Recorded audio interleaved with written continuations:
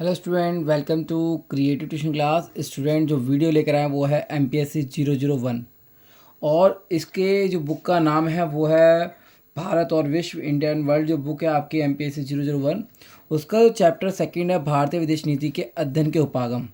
तो इसमें सबसे मेन जो है मैं आपको बताऊंगा कि इसके उपागम जो है एक महत्वपूर्ण उपागम जो हमेशा एग्ज़ाम में आता है, और वो उपागम को मैं आपको बहुत शॉर्ट तरीके से समझाऊंगा। कुछ बच्चों को ये डाउट रहता है कि हमेशा कि सर आप इतना शॉर्ट तरीके से समझा रहे हैं और आप लिख कर बता रहे हैं, बुक के पॉइंट्स बता रहे हैं। तो मैं आपको ये बताना चाहता हूँ कि बुक के पॉइंट होते हैं, मगर कुछ पॉइंट इसमें मैं एक तरीके नोट्स बनाकर आपको शॉर्ट लैंग्वेज में आपको देता हूँ ताकि आपकी हेल्प हो सके इससे। तो इसमें मैं आपको बताऊँ कि कौन सा उपागम है, और सबसे मेरा मकसद यही है कि आपको ज़्यादा लेंथी ना पकड़ा कर इसको शॉर्ट तरीके से मैं आपको क्लियर कर सकूँ ताकि आपके एग्ज़ाम में एक तरीके से मदद हो सके। तो इसको स्टार्ट करने से पहले, चैप्टर को बताने से पहले, यदि आप इस चैनल पर नए हो और आपने अभी चैनल को सब्सक्राइब नहीं किया तो प्लीज़ चैनल को सब्सक्राइब करें और बेल आइकन का बटन भी दबाएं ताकि जो भी वीडियो आता है इसकी नोटिफिकेशन आपके पास जल्द से पहुंच सके। तो ये चैप्टर जो है आपका वो है भारतीय विदेश नीति के अध्ययन के उपागम। तो इसमें सबसे मेन जो है भारतीय विदेश नीति के उपागम जो मैं आपको बताता हूँ। तो भारतीय विदेश नीति विभिन्न प्रभावों, तत्वों, लक्ष्यों तथा प्रक्रियाओं का मिश्रण है। ये आपको याद रखना है कि बहुत प्रक्रियाओं का मिश्रण है। और भारतीय विदेश नीति अंतर्राष्ट्रीय संबंधों की प्रक्रियाओं का केवल एकमात्र नहीं है, इसमें भारतीय भौगोलिक विस्तार, जनसंख्या, अर्थव्यवस्था और नेतृत्व आदि शामिल है। तो सबसे मेन आपको मैं बताता हूँ इसमें कि इस बुक में जो चैप्टर जो सेकंड दे रखा भारतीय विदेश नीति के अध्ययन के उपागम, तो उसमें से मोस्टली एक ही क्वेश्चन एग्जाम में आता है और वो है यथार्थवाद दृष्टिकोण या अंतर्निर्भर दृष्टिकोण। ये दो दृष्टिकोण जो हैं इसमें बहुत इंपॉर्टेंट, जो हमेशा एग्जाम में आते हैं। सबसे ज़्यादा जो एग्जाम में देखने को आता है वो है यथार्थवाद दृष्टिकोण आता है।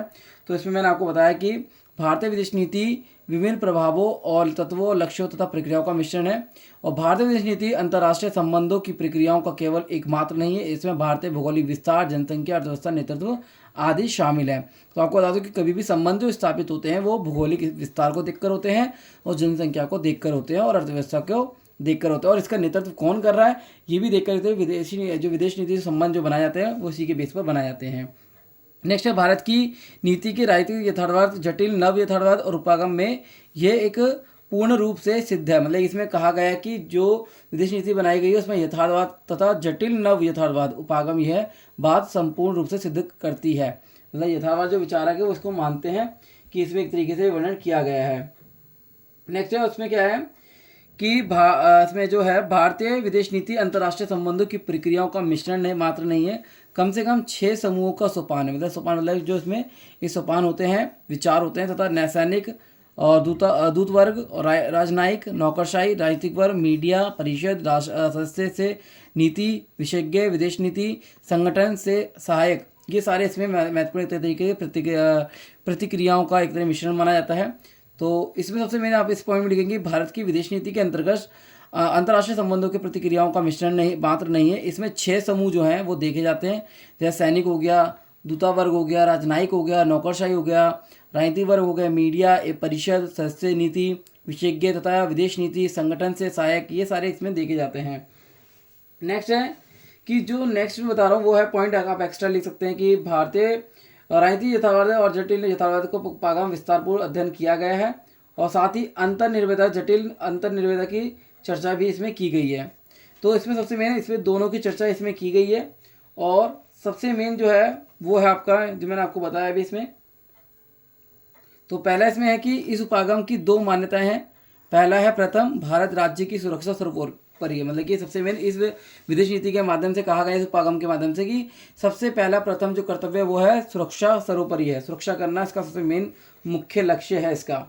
और इसमें आगे लिखना चाहते तो इसे राष्ट्रीय हित माना जाता है, बाकी सभी तत्व एवं लक्ष्य इस बुनियादी राष्ट्रीय हित के अधीनस्थ हैं।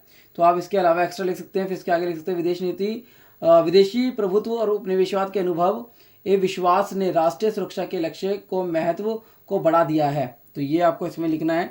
नेक्स्ट है दूसरी मान्यता के अनुसार अंतर्राष्ट्रीय व्यवस्था वास्तव में एक अंतर्राज्य व्यवस्था है और गैर राज्य एक पराराज्यकर्ता पात्र उपस्थिति है।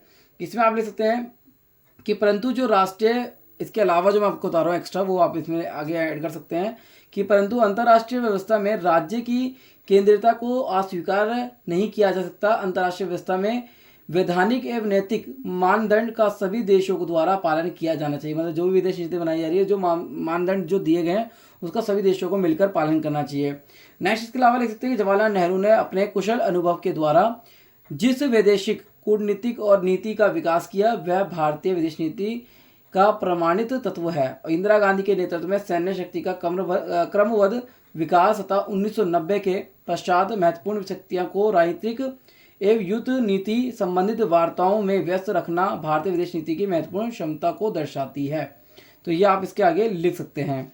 नेक्स्ट, अंतर्निर्भर जो दृष्टिकोण है, ये जो एग्जाम में आता है, तो सबसे पहले यदि कोई भी दृष्टिकोण आता है, पहले इंट्रोडक्शन बहुत जरूरी है। आप पहले तो आप उसका इंट्रोडक्शन लिखते हैं, विदेश नीति है क्या, उसके बारे में इंट्रोडक्शन लिखिए और जो भी मैंने आपको बताया वो लिखिए। फिर उसके बाद अंतर दृष्टिकोण के बारे में आप लिख सकते हैं। तो इसमें अंतर दृष्टिकोण में लिखेंगे कि प्रारंभ में से ही यह देखा जा रहा है कि भारत आंतरिक कारण एवं विदेशी नीति का संचालन के तत्वों के बीच गहरा संबंध रहा है। मतलब जो भी संचालन होता है उसके साथ गहरा संबंध रहा है और महसूस किया, आधुनिक युग में यह महसूस किया जाने लगा है कि विभिन्न राज्यों की व्यवस्था एवं अंतर्राज्य व्यवस्था से अंतर्राष्ट्रीय व्यवस्था का स्थान कहीं ऊंचा है। तो ये आपको याद रखना है कि जो इसका स्थान है वो कहीं ज़्यादा ऊंचा है। तो इसमें मैंने आपको बताया, दोबारा रिपीट कर देता हूँ कि प्रारंभ से ही देखा जा रहा है कि भारत की आंतरिक कारण से विदेश नीति के संचालन तत्वों का बीच गहरा संबंध रहा है और आधुनिक युग में यह महसूस किया जाने लगा कि विभिन्न राज्यों की व्यवस्था एवं अंतर्राष्ट्रीय व्यवस्था के स्थान से कहीं आगे है। इसके अलावा 1990 के दशक विद्वानों ने इस बात पर बल दिया कि भारत की विदेशी नीति राजनीतिक अस्थिरता और अनिश्चितता के दौर से गुजर रही है। इस परिस्थिति में भारत का अन्य देशों के साथ संबंध किस प्रकार होगा, ये एक विशेष समस्या बन गई है और आधुनिक युग में यह महसूस किया जाने लगा कि विभिन्न राज्यों की व्यवस्था अंतर्राज्य व्यवस्था से अंतर्राष्ट्रीय व्यवस्था का स्थान कहीं ऊंचा होता जा रहा है। और ये आपको इसके अंतर्गत लिखना है। इसके अलावा जो आपको आता है वो थोड़ा इसको बना के आप लिख सकते हैं। नेक्स्ट, इसके आगे जो महत्वपूर्ण सबसे मेन है वो है यथार्थवादी दृष्टिकोण। भारतीय विदेश नीति का यथार्थवाद प्रारंभ से ही व्यापक प्रभाव पड़ता रहा है और भारत को स्वयं को यथार्थवादी ढांचे से अथवा उसके पश्चात बड़ी शक्ति की स्थिति से मुक्त करना होगा। और आधुनिक युग से में भारतीय उदारीकरण के कारण व्यापार का प्रभाव बढ़ गया है और जिसका स्पष्ट प्रभाव विश्व के विभिन्न भागों में दिखाई दे रहा है।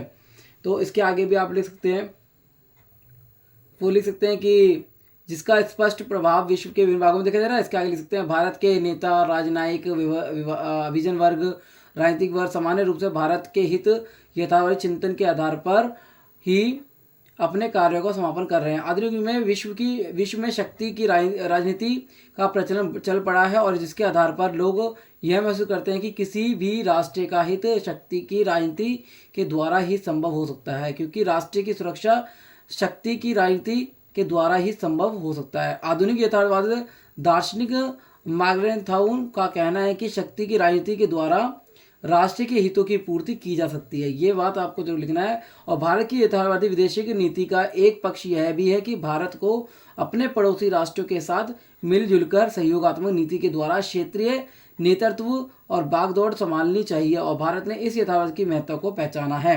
तो इसके अलावा जो भी मैंने आपको एक्स्ट्रा बताया वो आप इसमें लिख सकते हैं। तो सबसे मेन जो मैंने आपको बताया, ये टॉपिक जो है यथार्थवादी दृष्टिकोण काफ़ी इंपॉर्टेंट भी है और डिफिकल्ट भी है, तो आप इसको एक्सप्लेन करके लिख सकते हैं। तो इतना मैंने बताया आपको। उम्मीद करता हूँ कि वीडियो अच्छी लगी, उसको लाइक और शेयर करें। धन्यवाद।